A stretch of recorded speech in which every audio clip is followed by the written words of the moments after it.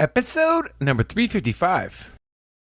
LinkedIn is a more expensive platform to use, but that's where your high quality traffic lives. So you want to acquire that traffic and those leads off that platform and then retarget them via cheaper means after they're a lead or after they've been to your website. Welcome to the Be Real Show with Travis Too Tall and Huff, where we talk about life, dreams, social media, and business.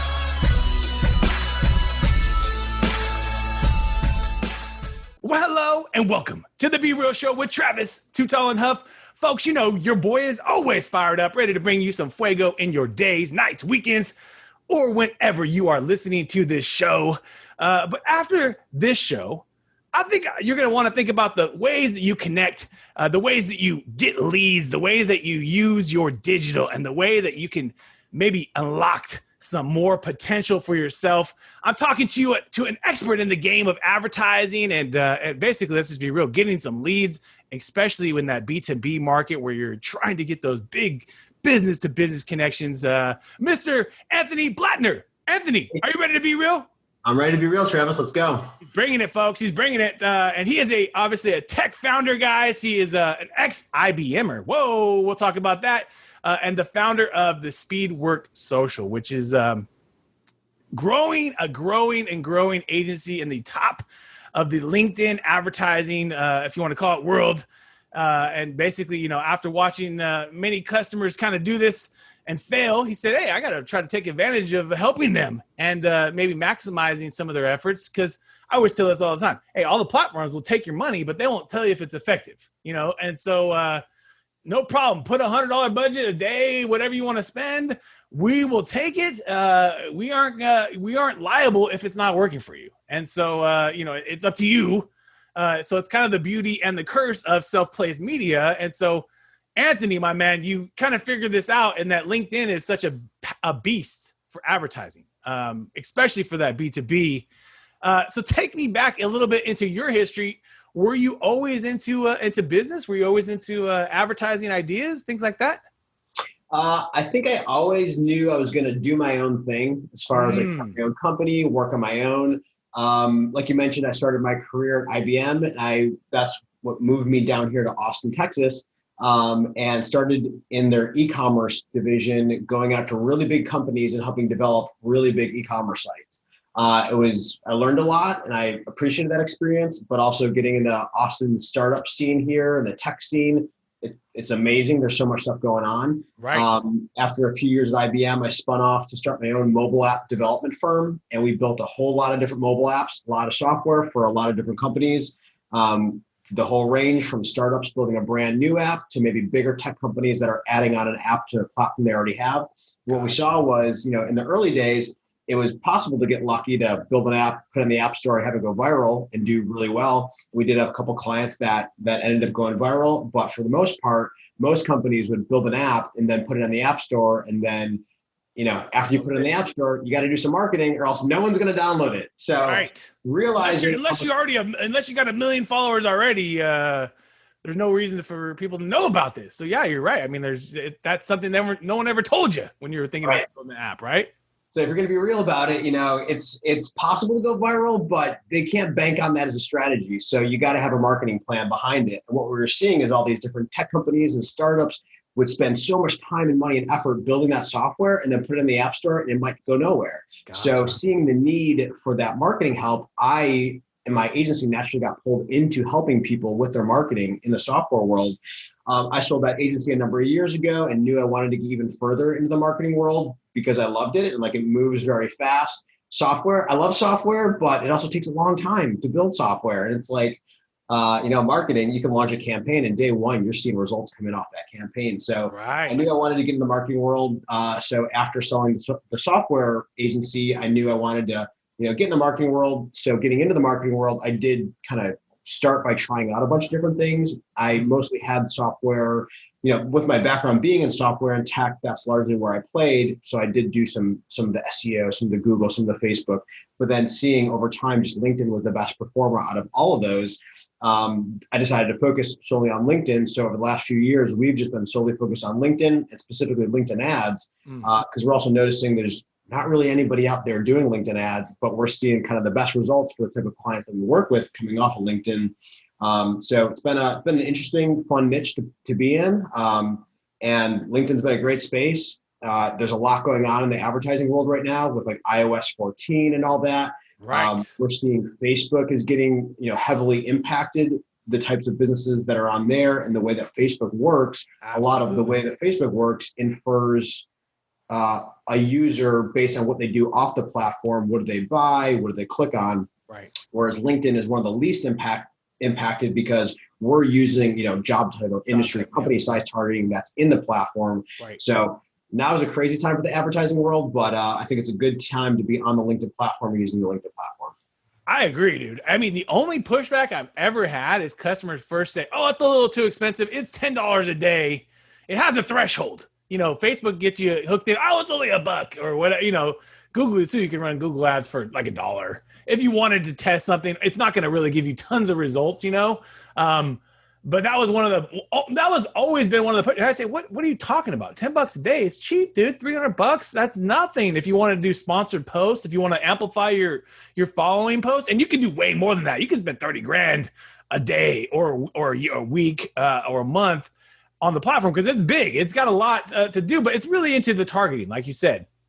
The targeting you can do on LinkedIn is so strategic as far as like by the title or industry.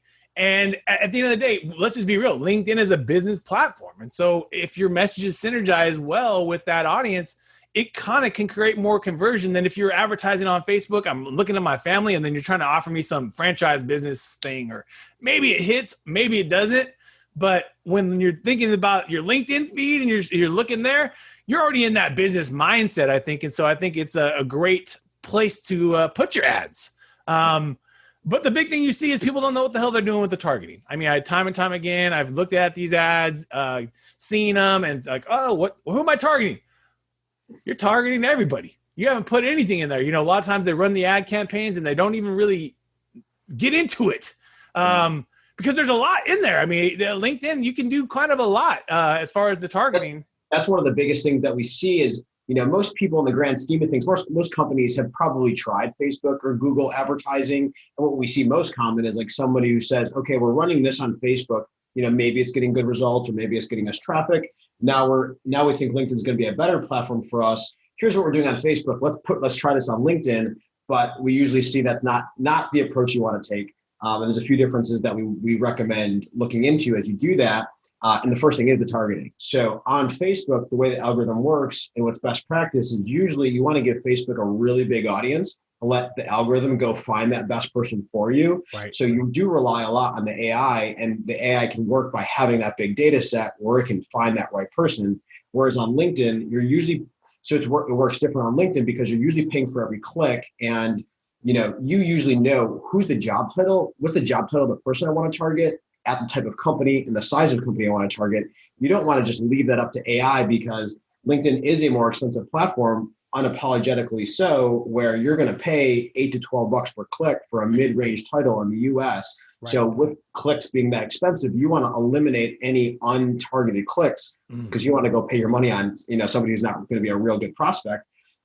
So you rely a lot less on AI on LinkedIn and be very specific on who you want to target. So what we see is some people, kind of just copy it over and then have like a huge audience on LinkedIn, but you want to actually flip that upside down and have a very specific, very small audience that you're running your ads to. I love that. It's so true. I mean, you really want to hone in on that job title. And the next thing beyond that is that the messaging. You can't just copy and paste the stuff off of your Google, or you can, but the results might not be as good. What are some of the messages that you see really working well for folks on LinkedIn? Like as far as the copy points or some of the maybe kind of structure of the ads? Yeah. So on LinkedIn, we're also being a lot more direct usually in the ads. Another way that the algorithm, another way that the algorithm is working differently is, on Facebook, you're usually paying for every impression and you want to try to draw as many people into your funnel as possible because the people that click on an ad, the people that go to your website, that add to cart, you can then retarget those people at those stages of the funnel. Whereas on LinkedIn, on Facebook, you're paying for every impression, so you want to draw those people in. On LinkedIn, you're paying for every click for the most part. So you want to eliminate any untargeted clicks. So the difference in the ad copy is that on Facebook, we're generally more, we try to raise their interest without really giving away what it is. It's a lot more curiosity invoking on Facebook, whereas on LinkedIn, we're very direct on who is this for and what are we offering, because we don't want to take the chance of somebody clicking on something without really knowing what it is and then paying $10 for that click, but not getting anything out of it. So put in exactly what you like, exactly what the offer is. No mysteries here, guys. There's no mystery pack here. Put in exactly what you're going to get, in the offer or incentive, or if you're going to send them to a landing page or wherever, be direct. Cause like you said, you're paying for the click. So, yeah. And that's not to say good copy isn't important. Like you still got to make it sexy enough that someone's going to, be interested in what you have to offer, but you want to be very clear on what it is that you are offering. It's a good point, dude. I think I've even just seen LinkedIn ads that are too kind of brandy and kind of too, there's maybe no action there. I don't know if does that help them? Maybe they're just putting out brandy stuff to not get clicks, to just be in the feed, to be branding. Is that maybe a strategy? I don't know. I was just thinking about that because your point is very, very thought provoking in that most platforms, you don't really put the direct thing. You kind of want them to go to the direct, to get the next step, to go to, like you said, to the next place you can target them. Where with LinkedIn, because of the premium and also the targeting, you need to be direct. Hey, we got franchises. You want to work less hours and make more money? Click here and let's go. Just real simple. That was a pretty big campaign that we ran for somebody during the pandemic, actually. Well, during the early pandemic when, a lot of people were losing their jobs or switching careers at this point. People who had like office jobs or in-person jobs that got shut down. This was an offer to them of like, hey, if you can't go work in your office, if you're, maybe you lost your job or maybe you're switching careers because of the changes of the pandemic, here, consider starting a franchise because you can work remotely, you can start your own business. Franchises are a huge category, especially on LinkedIn. I think so. Yeah. I think that's a big one. What you can do is you can target people who've already been a manager in the past and target specific skills that might lend to them being a good manager of your franchise. You probably want to, choose the industries where you find most of your franchisees coming from, or prior roles where most of your franchisees come from. That's what we've seen work successfully for franchises. Right. So if you're a food franchise, try to target past, managers of restaurants. Exactly. A lot better than trying to target a oil change, automotive technician to try to get them to convert to the restaurant. It's just because they're different. They're different. Even though the guy might have a lot of experience in a manager in a running an automotive service, go to a restaurant is different versus someone that already has that experience. Then you can kind of lay on, hey, you already got 10 years of experience. Let's take that and monetize it and make some money for you, because you already got the foundation. And I think that's a big part. You always see it time and time again, especially in the restaurant industry. I see it on the show Restaurant Impossible. And here's someone, hey, I was in a completely different industry and I decided to start a restaurant. Let's go. And, you just know it's like, okay, how much money you want to dump into a hole? It's kind of that question. And, but like you're saying, it's a really beautiful point. If you want to target people with experience in the industries that you want to, that you're operating, even to find talent. I think that's another great point of perspective. And that gets me into my last question, my man. What are the, types of, because LinkedIn does have a variety of types of ad objectives. You could promote your posts. You can kind of send them off the page. You can kind of grow the following. You can kind of do a few of the things like that. What are some of the ones that you love working with on LinkedIn specifically? Yes, where we see kind of LinkedIn fit into the broader marketing funnel for most businesses most effectively is as top of funnel lead generation in their broader marketing funnel. So therefore, we tend to use the lead generation objective most commonly on LinkedIn, or with the goal, maybe it's a conversion tracking campaign, but it's with the goals to generate leads. And the reason for that is LinkedIn is a more expensive platform to use, but that's where your high quality traffic lives. So you want to acquire that traffic and those leads off that platform and then retarget them via cheaper means after they're a lead or after they've been to your website. So use LinkedIn for what the value that it has there. No, you're going to pay a good penny for it, but once they're a lead, once they're at your website, then you can, continue that conversation via via email, via a salesperson calling out, via, maybe retargeting on other platforms. Ad But roll or something. LinkedIn's got a ton of valuable traffic there. You're going to pay for it. So make sure you maximize it. Is there a sweet spot for budget? I know everything is a test. Everything depends on the size of the scope of the business. But have you seen a sweet spot as far as the budget size goes to get action happening? Yeah, so LinkedIn does usually require a little bit more budget than like a Facebook platform. So we usually recommend about $3,000 for your first month's ad spend to be able to run there's a usual setup test you want to set up. When you first launch a campaign, you want to test your audience, you want to test your offer, maybe a couple different types of lead magnets. And then of course you want to have a variety of different ads for them for each of those. So usually to cover all those tests, you'll need about $3,000 for your first month. And then after that, we see most companies have success, have sustainable success at like the $5,000 per month ad spend level. Past that just depends on how much volume your sales team can handle. Right. So just to get enough leads on a monthly basis, it's going to depend on how high up the chain you're targeting and what kind of volume you're looking for. But most people start at 3,000. Usually kind of the threshold is then 5,000 for sustainable. So that's what we recommend. Totally makes sense. So $10 a day is just scratching the surface. You need to maybe do at least $100 to see what's going to happen. Yeah.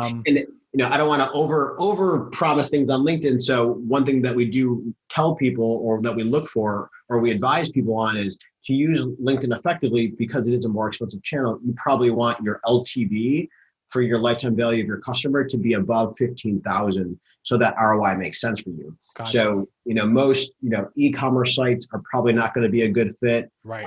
Low ticket offers, small local events. You can use LinkedIn to advertise them, but for the type of campaigns that are really going to drive an ROI directly, you're going to want to have it's probably going to be a consultative service that you're offering, or an enterprise software product that's going to do best in that platform. And something that maybe reoccurs monthly, right? Something that has a monthly recurring revenue tied to that, because it's very, very important that money keeps flowing, baby. Let's keep that thing going. I like that. Dude, it's truly incredible. It's an incredible platform. Have you, because I'm even curious for our agency, can you, for instance, target folks based on the size of the agency? The size of their company. As a company. There's a marketing and advertising industry, and then there's several skills that relate to the agency world that I would probably use, and then you can target company size for headcount. So you could do if you were really synergizing with small agencies, you could kind of figure that out. Exactly. Yep. I think that was one of our mistakes internally. I think we're targeting all agencies instead of just the small ones. Yeah. So you can do that. Woohoo! CT Hub's learning here, folks. On the go, baby. On the go. I like that. But now, my man, we're about to take you into our top 10. Are you ready? I'm ready. Let's do it. Let's go. Apple or Android? Apple. Apple. Netflix or YouTube? YouTube. Instagram or Facebook? Or LinkedIn, I guess. LinkedIn, because you are the master of LinkedIn and ads. LinkedIn these days. LinkedIn. And give your LinkedIn a shout out. Are you on LinkedIn? Of course I'm on LinkedIn. Of course. I'm the only Anthony Blatner. So if you search for me, I'm the only one there. Send me a connection request and we'll connect. Let's go. I like that. And if you're thinking about a good meal, chicken or steak? I'm actually going mostly vegan these days. Nice, dude. What's your favorite vegetable? I love vegetables. Brussels sprouts, I'd probably say. Got you. Do you have a favorite way of cooking them? I always like to put the different sauces on them or something like that, or do you just eat them plain? Roasted with some balsamic. Ooh, there you go. That's one of my favorites too, with the balsamic. Yikes, that's good right there. That's good. If you had to get out the door right now, what would you take, a laptop or a smartphone? I love my laptop. I'm most effective on there. Well, that means I don't have my cell phone then. I'd probably still say laptop because I text on the laptop too. Oh, nice. There you go. He's got some OG maneuvers there. He's texting on the laptop, and you can just get so much done on the laptop. There's something about that. And when you're thinking about content, is it Spotify or Pandora? Spotify. Movies or video games? Oh man. Lately it's been movies. A long time ago I was into the video games, but it's been a while. It's been a while. It's like all of us. Once you get real entrepreneurship, they ain't got no time to earn some Yeah, virtual entrepreneurship coins. for the video game. So I feel like I'm playing a video game every day. That's true. It's really true. There's going to be obstacles, challenges, wins, successes. It's never easy. It's never the same. And especially in LinkedIn, marketing, social, it's always changing. LinkedIn might roll out a whole new thing you can do tomorrow to make it even that much more effective for targeting customers. 12 years ago when I started our social agency, never would I thought I would see the things that the platforms can do that we do today on, Facebook pages, just the things that they have now. So that's the beauty, is it's always changing and getting better, usually getting better. When you're thinking about, kind of releasing the mind, movies or we already said movie, reading books or listening to books, if you're thinking about enriching the mind. Ooh, both. Both, Depends. I like that. In the Depends on the morning, mood. in the morning, it depends on what I'm doing, but in the morning, I like to read something that I'm going to learn business wise. But at Ooh. nighttime, I like to read something that's going to, disconnect my mind, more fiction at nighttime that helps me go to sleep. Nice. So you have the routine at night to listen to audio, maybe that's less business, more about relaxing, and more about kind of taking yourself away from the day to day. Yeah. I like that, my man. And when you're thinking about investing, stocks or real estate? Stocks.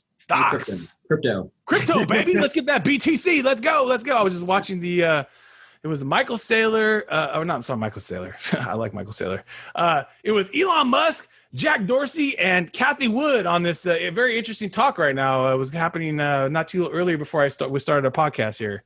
I'm going to pick that up because Elon was talking about his holdings, and he mentioned that SpaceX holds Bitcoin too. So he put that out there. I didn't know that everyone knew that. SpaceX is a big ass very company. interesting space. And I think, in the grand scheme of things, I think it's still very new. So, Oh yeah. Even though we've seen and prices are going to continue to be extremely volatile. Absolutely. My hunch is because we're still very early days. It's like, the start of the internet. Like this is just the start. Over the next 10, 20 years, it's going to explode. The key thing is to accumulate and hold as much as possible on any investment, all investments. If you like gold, buy as much gold as you can every day and hold on to it, because it's like anything. It's sports cars, whatever the hell you want. The one that has accumulation usually does pretty damn good, because especially if you have, got stocks, I got varieties things, and crypto is definitely one of them. So, folks, he's right. You gotta just get a slice. And that's the other thing people forget. You don't have to buy a whole thing. You can buy fractions of things now. You can go on Robinhood and buy a fraction of Berkshire Hathaway or a fraction of a BTC. You don't have to go all in on one, because that's also a limiting belief, because it's expensive. No one's got just 30 grand. I'm going to go 30 grand on something when the average American barely has $400. But you could put $1 a day or $10 a week or, small pieces, and it adds up over time. And people forget that.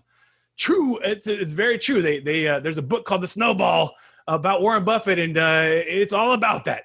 When you are thinking about, that's a freaking crazy book to listen to, read, etc. It's a big book, but that is a humbling book to see what you can do over time. But my man, when you're thinking about vacation, what were you going to choose? An ocean or a lake? You're going on a plane today. I'm going to say ocean right now. Yeah, we all deserve an ocean view. What ocean would you want to go see if you could go right now? I haven't been out west in a while. I'd say there you go. Somewhere nice in the Pacific, or I'd want to go back to Australia and see it down there. Oh yes, New Zealand, Australia, Fiji, beautiful areas out there. When you are waking up for your day and you're getting yourself ready, pumped for the day, why do you love being you? Oh man, it's just so fun to work with like such a variety of clients, and like when marketing moves fast, and when it works, like it's awesome to see the results that come in, and it's just fun. Marketing moves fast, and it's like fun to be working on like cutting edge new things. There's a lot of like principles in marketing that you got to learn and cover your bases. But when you can then start to apply it with like new technology and new platforms, such as like LinkedIn, and like, there's so much out there these days. It's a very exciting time to be, in this realm and, doing this kind of work. So that stuff gets me pumped up every day. Nothing like it. Just be able to launch a campaign. It's like, wow, let's go. It's not like the TV days of my old days. You had to put production, get everything ready, get the traffic dialed in, and then obviously pay for the Oprah spots or pay for the expensive spots. Now you just run this thing, baby. Let's go. Put $100 a day and let's run it. Obviously there's more to that, folks, but truly it's part of that. It's part of it.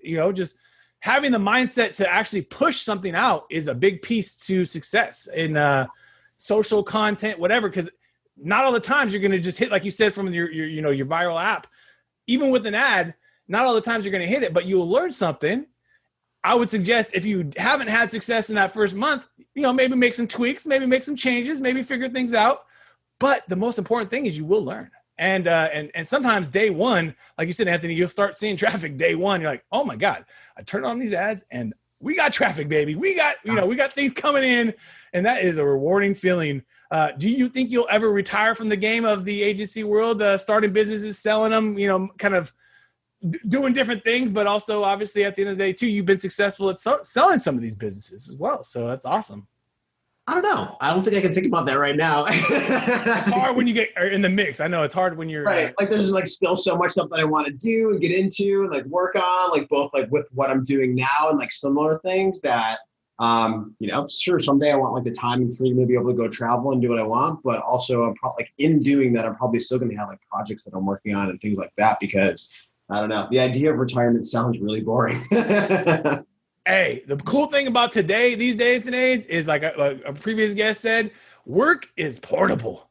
Mm-hmm. So you can literally take anything and go anywhere and work. And you don't have to be working 100 hours a day. You can work 2 hours a day, 1 hour, 30 minutes, and still be in the game, still in the game at whatever age you want. And I think that's the beauty of the future entrepreneur is that, we could be traveling, working, doing it all. And it might just be at different scales. You either have a bigger team or you have a smaller business or whatever, either one.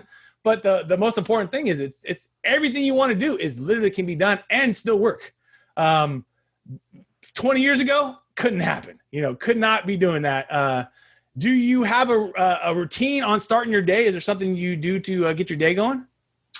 Every morning when I get up and I'm getting ready, I throw in my AirPods and I'll listen to something. First thing in the morning, it's usually something like energizing, whether it's like a YouTube video or certain podcasts or music that kind of gets me going. There's a lot of good videos on YouTube that get you like pumped up today. So first thing in the morning, it's kind of like pump up stuff in a way. There's a lot of great like Tony Robbins videos, for example, yes. or Brendan Bouchard. Yes. So that's stuff like first thing in the morning, and then like after I shower and like have coffee, then I'll usually listen to something that I'm going to learn something on, like a podcast, or learn something marketing related. And then in the morning, I like to use a little bit of journaling just to kind of, what am I thinking about now? What do I have planned for the day? What's going to make this day great? That stuff's good to start your day. And then at the end of the day, then there's like a little recap journal as far as like, how did today go? What would I do differently? What was great? Stuff like that. Like a 5-minute journal. Those are the greatest, dude, to put those little, the nuggets of the day. And a lot of times you find it's not things that are, it's not things that are just like consumable. It's like things that are just like appreciative time, or you appreciate being able to do certain things that have nothing to do with money, nothing to do with these things that we get caught up as in consumerism.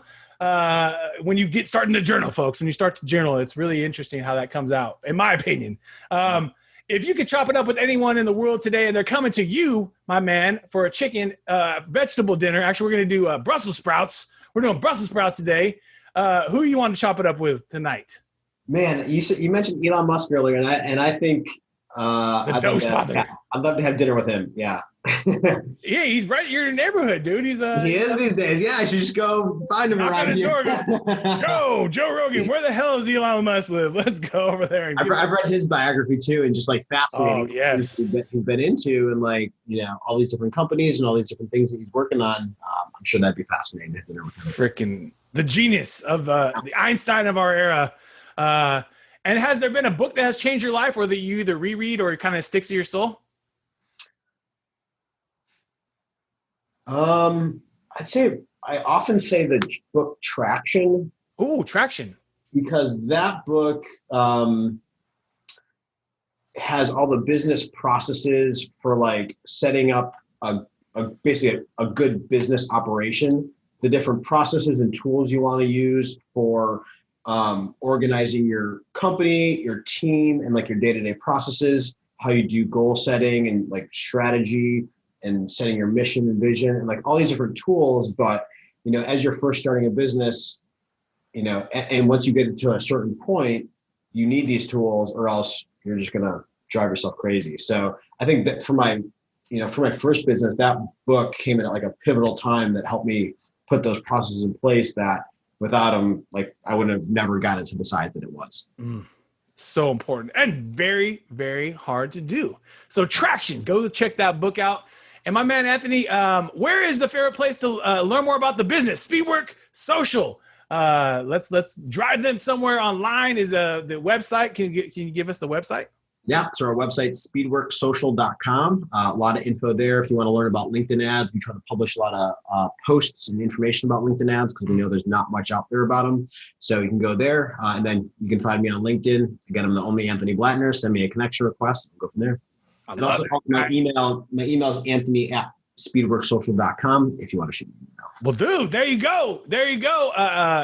Dude, like I always tell all our entrepreneurs, the world is continually full of abundance, but you, my man, have figured a sweet spot with your, influence sphere of knowledge. And also, let's just be real, a place where not many people are playing. And that is the LinkedIn ad space, which is a beautiful space because it drives results. So anyone that is needing more results with their LinkedIn, please go check him out at speedworksocial.com and check my man Anthony on Anthony Blatner. Anywhere you find him, he's going to be popping up for you. But folks, you've been hanging out with Anthony Blatner and Travis, Too Tall and Huff. We want to thank you again for your time today, and let's keep being real. What another epic episode. And if you enjoyed the episode today, can you please do me a favor and subscribe to our podcast, The Be Real Show, on iTunes or your favorite podcast platform.